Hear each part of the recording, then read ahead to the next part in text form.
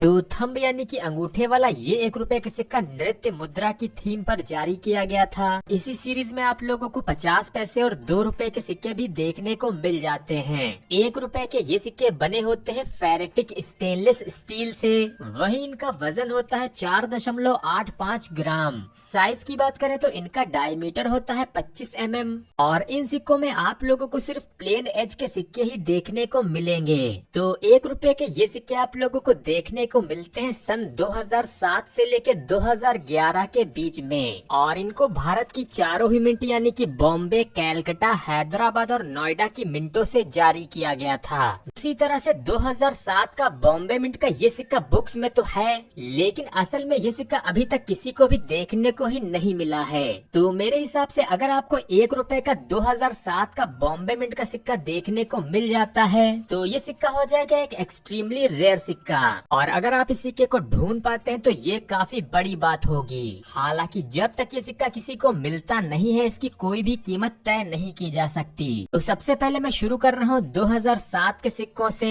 2007 के इन सिक्कों में जो सबसे महंगा सिक्का होता है वो है हैदराबाद मिंट का ये वाला कॉइन। हैदराबाद यानी कि इसके ईयर के नीचे आप लोगों को एक स्टार मार्क देखने को मिलेगा। कीमत की बात करें तो 2007 का हैदराबाद मिंट का ये सिक्का आप लोगों को फाइन कंडीशन में तकरीबन 50 रुपए और यूएनसी कंडीशन में तकरीबन 150 से 200 रुपए तक दिला सकता है। तो यहाँ पर मैं आप लोगों को एक बात और बता दूं कि 2007 के हैदराबाद मिंट के सिक्कों में डाई वेराइटीज भी देखने को मिलती हैं। ये डाई वेराइटी होती है इसके अंगूठे के नेल में। तो जैसा कि आप लोग इन दोनों सिक्कों के अंगूठे के निशानों को देख सकते हैं, एक में इसमें जो अंगूठे का नाखून और इसमें जो 3 लाइनें हैं वो काफी ज्यादा शार्प और क्लियर हैं। वहीं सेम ईयर और सेम मिंट के इसी दूसरे सिक्के में ये अंगूठे का नाखून और ये 3 लाइनें फेडेड हैं और ये जो थंब वैरायटी है वो आप लोगों को सिर्फ हैदराबाद मिंट के सिक्कों में ही देखने को मिलती है। तो 2007 के बाद अब हम आ जाते हैं 2008 के सिक्कों की तरफ।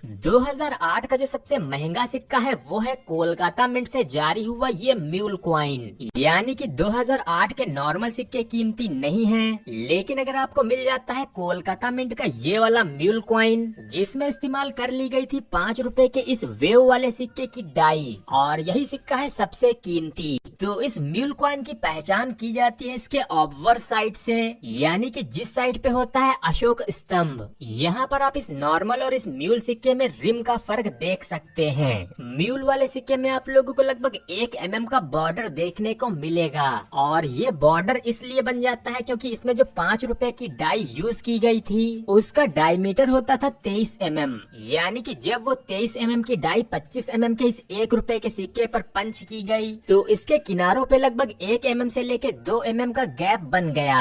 अगर आप इस गैप से भी इस म्यूल सिक्के की पहचान नहीं कर पा रहे हैं तो इसको पहचानने का एक और भी आसान तरीका है। आप लोग एक 5 रुपए का 2008 का सिक्का ले लीजिएगा और इस सिक्के को अपने 1 रुपए वाले सिक्के की इन दोनों लाइनों से मैच करिएगा।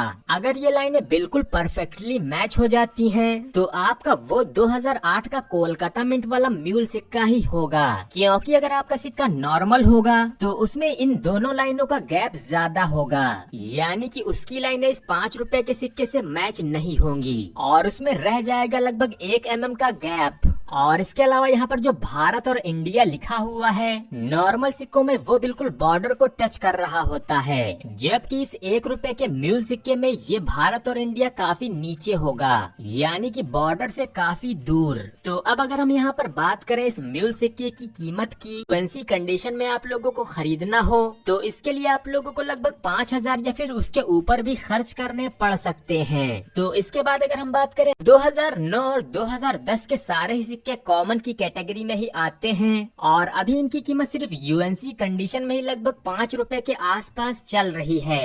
और अब आ जाते हैं इसमें आखिरी कीमती सिक्के की तरफ। 2011 का कोलकाता मिंट का ये कॉइन भी आ चुका है स्कैर्स की कैटेगरी में। हालांकि ये जो 50 रुपए कीमत है ये है जेम यूएनसी या फिर यूएनसी कंडीशन के सिक्के की। वहीं अगर ये 2011 का कोलकाता मिंट का सिक्का नॉर्मल कंडीशन में हो तो इसकी कीमत सिर्फ 3 रुपए से लेके 10 रुपए के बीच में ही चल रही है। तो दोस्तों मैंने इस वीडियो में कोशिश की है इस थीम के सारे 1 रुपए के सिक्कों को कवर करने की। साथ ही इस चैनल को सब्सक्राइब करके उस घंटी के बटन को भी ऑल पे सेलेक्ट जरूर कर लें, क्योंकि यहाँ पर मैं आप लोगों को देता हूँ भारतीय सिक्के और नोटों की सिर्फ 100% सच्ची जानकारियाँ।